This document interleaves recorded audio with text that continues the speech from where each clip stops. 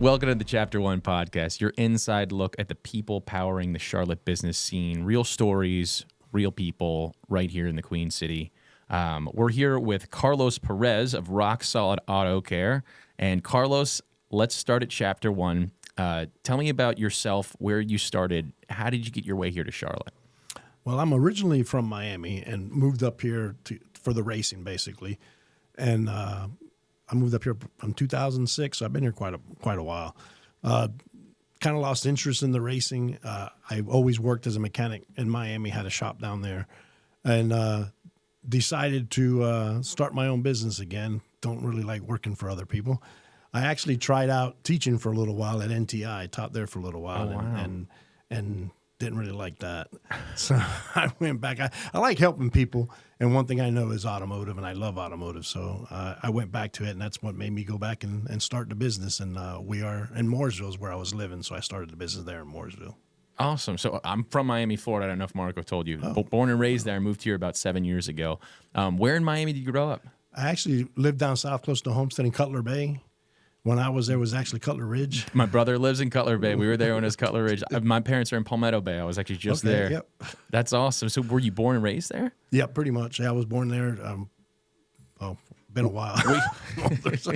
we won't track your age. Don't worry. But where did you go to high school? I went to Miami Killeen Senior High. You went to Killeen. My mom went to Killeen. Yep. No so way. I was raised. I lived in the Cutler Ridge area, but I was raised in what they used to call Perrine. Perrine. Yep.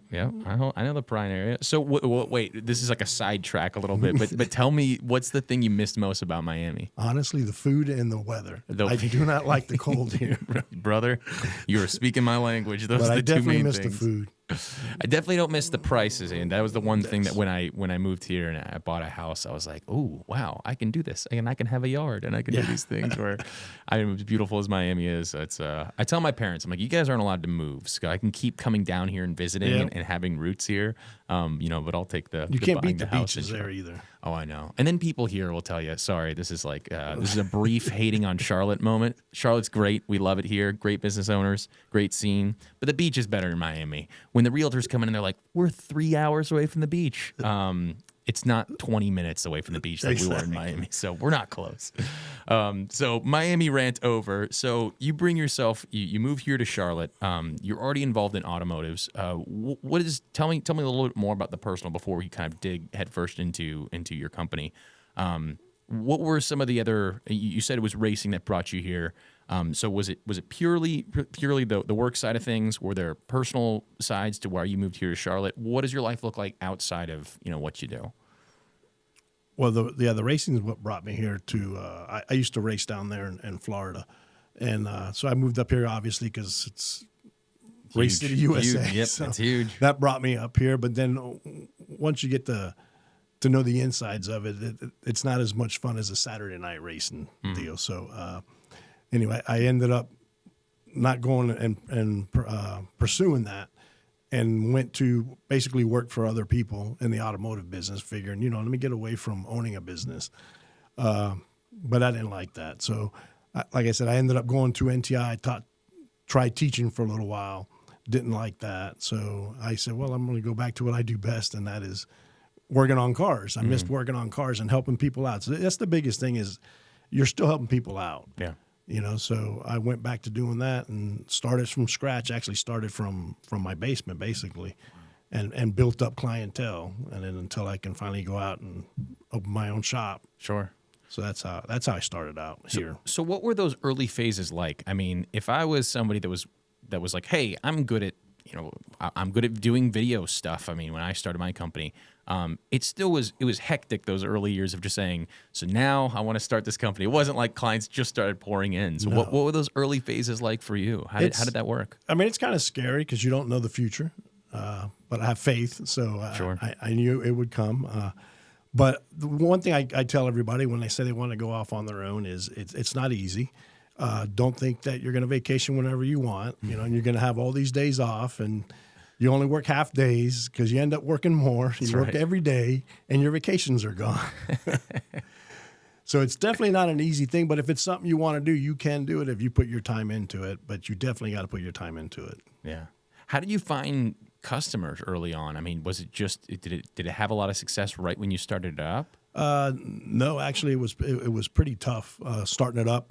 Being in Mooresville too was a small town at the time when I moved Right. there, and because I was an outsider, you don't get. I call them homers, the people that actually lived and were born and raised there, and it was hard getting them to come to me because they have people they grew up with and they have shops and stuff. So, but I was more, I would say, knew more into the advance of the vehicles, the electrical part of it, and the diagnostic part of it, and that's really what got me going. Is people that couldn't get their cars fixed anywhere else but the dealer, they'd come to me, and then I'd be able to fix them, and then just word of mouth took off from there. Once you start doing people right and you treat them right, Yeah. it spreads quick. It snowballs. That was one of the when I started my company, the reason one of the biggest things I loved about video marketing is that I knew that if I did a good job for you, right? Like if I made you some really awesome marketing video that really talks about what you do, you're going to be the one that does my marketing for me because you're going to go show the people that video and say, hey, look at my services, look at what we can do.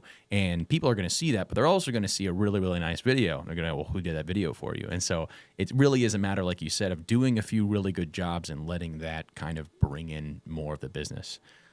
So what did marketing look like for you then? I know you said it was a lot of just word of mouth and it kind of grew naturally. Did that evolve at all? Did marketing take turns as the company marketing didn't. Actually, I shouldn't say I didn't have a whole lot of marketing, and marketing was me. When I had downtime, I would ride around with cards and put it in people's windows and taking it to people's houses and stuff, putting door hangers on the doors. So that's, like I said, it's not that easy. You got to go for it because obviously when you're beginning, you don't have a whole lot of money to spend on marketing. It's not glamorous. So you have to be everything. Right. So yeah, the marketing was that, driving around places and just handing my cards out, meeting people. That's another thing is I'm not real big on just walking up to people, but you don't have a choice when you want to eat. It's tough. So yeah, you put yourself out there. Has that changed, like from the beginning of you kind of doing the business cards and door hangers? Does that look different now? Like, what are some of the ways that you market now? Well, now, because we have money for marketing, set aside for marketing. So I have a marketing company that does like my websites. I do Google Ads, so they do all that. They do my SEO. And so a lot of that comes right now. Online is huge. So that's where I spend a lot of the money there. But I do have a marketing company that does that for me. We still do direct mail. That's another thing I still do. We do European cars. So I try and hit, certain clientele, and the direct mail can go directly to them. And so we still do a lot of that. So when you started working on cars, and you mentioned you do European cars, did you have a specific thing in mind to say, like, this is the kind of this is the kind of auto care company I want to be, and it's going to look this way? And did that kind of just mold? Was it kind of like where you're at now? Like, did you see this clear vision of saying this is exactly what we're going to look like, or did things kind of take their steps? Well, when I first started out working on cars, I was looking at, okay, where can I make the most money? Who doesn't work on what? Right. And that's what took me to the European side, especially back in the 90s and stuff, nobody wanted to do European. It's still hard to find people that want to do European cars. So that's why I headed towards the European direction. But I also wanted my shop to look like someone's house garage that's cleaned up, not a messy one. When you're working on the European cars, they're usually, higher end cars. So you want to keep everything clean and nice and neat. So that's what I wanted to do. So when people walk in, they're like, wow, you can eat off the floors in your shop. And that makes a big difference with customers because obviously I just feel that if you're working in a clean shop, that's how you're going to work also, so you'll do good work on the cars rather than in a dirty shop. So that's the direction I wanted to go to kind of change things because back in the day, shops were, they have 50 million cars out front and the floors were full of oil and grease. And I wanted to get away from all that. So that's why I went that route. Awesome. So you've been doing this for how long have you been doing this? I've been doing this for 35 years now. Wow. A long time. What's the thing you love most about maybe not just what you do, but also just the being somebody that owns his own company? You mentioned not liking working for somebody else. I can sympathize with that. But what are some of your favorite parts about what you're doing now? I've just seeing the growth of the company and how it's gone and the people that have helped me to get to where I'm at. And now I'm at the point where I can actually relax more and I can take days off. I mean, it took a long time to get there, but I can do it. And I got a really good crew that I can take time off, for instance, to do something like this and leave the shop where before I couldn't. But my biggest thing is seeing that the name is out there. People know the name. You know, you walk places and people are like, "Oh, you're rock solid." You know, so it's pretty cool to see that. Nice. So what's the idea behind the name Rock Solid? Well, Rock Solid basically came from my wife had a business also, and a medical billing business. We called it Rock Solid, but it's all based off of Jesus Christ. Is why we did the name Rock Solid. So when we moved up here, and I wanted to open up the shop, I wanted it based off of Jesus Christ. So again, there, like I said, I had faith, and I knew that if I leaned on Him, it would happen. Amen. And that's brother. where the name Rock Solid came from. That's awesome. That's awesome. So if I was an entrepreneur, if I was wanting to be an entrepreneur, if I was a young person that was thinking, hey, I want to go out on my own, maybe doing something similar in your field, what kind of advice would you give them if they were just starting off? What kind of tips would you give a person? The tips that I would definitely tell people is me, of course, I was a mechanic that opened up a shop. I knew nothing about business. One of the things I would tell people is learn the business side of it, not just what you do. Like if you like doing film, that's great, and you're probably great. But if you don't know the business side of it, you won't make it. You know, how much money should you be making? How much should you be charging? Don't just shoot from the hip, because otherwise you're working still paycheck to paycheck. Right. And to work for paycheck to paycheck, you might as well work for somebody else. So I would say definitely networking is another huge thing. Find people that do what you do, and look for the people that are way above. You know, I always say you want to be the dumbest person in the room. That way you learn. Is that the opposite from the normal saying? No, because if you're the smartest person in the room, you got nothing to learn. That's a great way to look at it. You know, so if I go into a room and I got people that got, you know, shops that are doing $6 million a year, I want to know what they're doing. So I can improve my shop, you know. So whatever business you do, that's what I would say to look for. Sure. So you can learn. So with Rock Solid, what's something that they would get there? Like if I needed car service, and I was shopping around for different people, what's something that I could get at Rock Solid that I wouldn't necessarily find in other places? Well, we're really good. I would say personable. When you walk in the door, your family. When you go there, you're not just a client. You're actually part of our family. We take care of pretty much everything on the vehicles and everything that we do. When we're done with it, all the cars get washed, they get vacuumed, so you get the car back clean, which is kind of weird because you'll get a car that comes in not running, and they'll pick it up and they'll call us back and not thank us for getting the car running, but they'll say, "Oh wow, I can't believe you actually washed my car or vacuumed my car." So that's one of the things we try and do. All the little things, you know, I try and give little gifts out here and there, and you know, and send people stuff, just so that you become family. Like I said, treat it more like a family when you walk in, not like, oh God, I'm here at the repair shop. Because usually it's bad news. You're not in a good mood, you know. So if you're getting car problems, you're probably not in a great mood. You're thinking, oh my God, how much is this going to be or whatever. So we try and make it as easy as possible. We give people rides home, pick you up, you know, bring you back to the shop. If you can't make it during the day, we have after hours, drop off and pick up. So you can do that. You can pay by text, so you don't have to come in and pay the bill. So, I mean, there's some customers, honestly, I don't even know what they look like, because since day one, they just drop off the night before. We fix it. They pick it up that afternoon. Wow. So just trying to make everything as smooth as possible, because I know being without a car is hard, especially here. Transportation is not the best, so it's hard to get around. For sure. So you mentioned networking, and I want to touch on that a little bit. So you talked about trying to get yourself into those situations where you can learn from other people. What are some of those avenues that you're taking as far as networking? Like, what does that look like for you?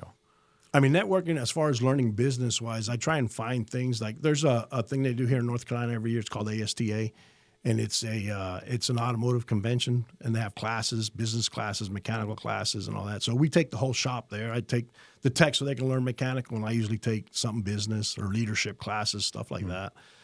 So I look for stuff that's around, anywhere around the Charlotte area that's doing anything with leadership or business or something. I'll network with that to try and get my business side of it. But I also do like networking groups, and that's basically to draw in customers now.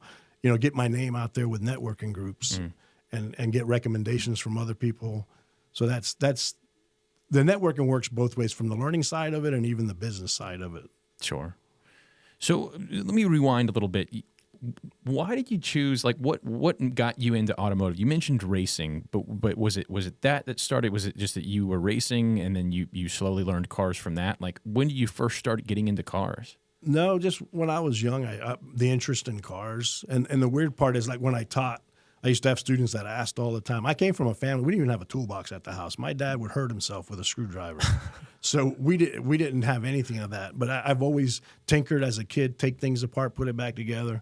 So as I started getting older, I was trying to figure out which way I wanted to go. I knew I didn't want to go to college. I hated going to school. And the funny thing is that now, I mean, number one, I taught, which is weird because I hate school. And I believe a lot in education. So, but at that time, I wanted to figure out which way I wanted to go. And the interest was in cars. And that was my way that I knew I could make a career without having to go to college, even though going to college and maybe major in business might have helped later on. You're like, I'm not promoting this, but I really didn't like it back then. But yeah, I didn't like it.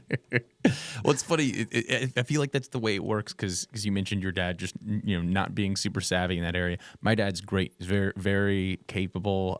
He owns his own landscaping company, so he's always been great fixing equipment. And he comes, I fly him up from Miami, and he helps me build things. So. But I think it's because I had a dad like that I'm actually not very handy at all with any of that stuff. And I feel like that's the way it goes. I'm like, I'll just ask dad to do it. When you're in a situation where you don't have that, it ends up falling on your shoulders. When my chain fell off the bike, I couldn't say, Dad, can you fix it? I had to figure it out. Oh, that's awesome. So last question here, and you might not have an answer to this, but in your time of doing what you're doing right now and being an entrepreneur, has there been any just wild stories that have happened that you're like, I never thought I'd be in that situation, but I had to deal with this one time, and it was something that I would have never guessed. You have any stories like that? Man, that's a hard question there. I haven't really dealt with anybody that you didn't expect to having to deal with. I haven't had anything. You've had great clients? Yeah, I've had pretty good clients. Yeah. Now, one client I will tell you was funny is that I had a client that come in and he's one of the clients that was a real pain, asking questions over right away. And you're like, oh God, this guy, we need to get rid of this person, But it was weird because this person actually opened the doors for us later on with word of mouth. He knew a lot of people, which you never know who you're talking to. That's right. And he knew a lot of people. And we treated him good, but in the background, we're like, oh, man, this guy's going to be a pain. But he opened the doors for us, and actually that's really what got us bringing in a lot of more European cars because he had a lot of friends that had them, and he opened the door for us and doing that. So I'm always thankful. To this day, I still take care of whatever he wants. It's so funny. It's like once you own a company, that's when you start to realize those sayings, like the customer's always right. Like there's a reason behind those things, is because those situations you never know when they're going to happen. We had a guy who contacting us through email sounded like the most aggressive, nasty dude you've ever. Every time he emailed me, I'm like, what is this guy's problem? He's so short and he's always snarky and all this stuff. And then I met him in person and he's the nicest guy in the world. And it was just that's how he emails. And now I know it. Now when he emails me, I'm like, that's just Mike. That's how it looks. Like, I know he's not actually like that. And I made all these assumptions, and I had to be like, nope, the customer's right. We got to move forward with this. And it's that would be mean when someone answers. My wife says, "Is that all you said?" And I said, I just give him an answer. I don't need the small talk. Hey, that's right. We got to give you guys your time too. All right. So, hey, Carlos, thank you so much for giving us some time, for being on the show. Where can people find you? They can find us in Mooresville. Our address is 329 Rolling Hill Road. We're right off exit 35 on 77. Awesome. If they wanted to get in contact with you, how would they do that? They can call us at 704-658-1188, or they can go online to rocksolidautocare.com, and you can actually, even if you wanted to make appointments, you can do online appointments on there. Awesome. And I'm Greg Prinz, host of the Chapter 1 podcast. You can find us on Spotify, YouTube, and Facebook. Links below, links in the description. And until next time, this is the Chapter 1 podcast.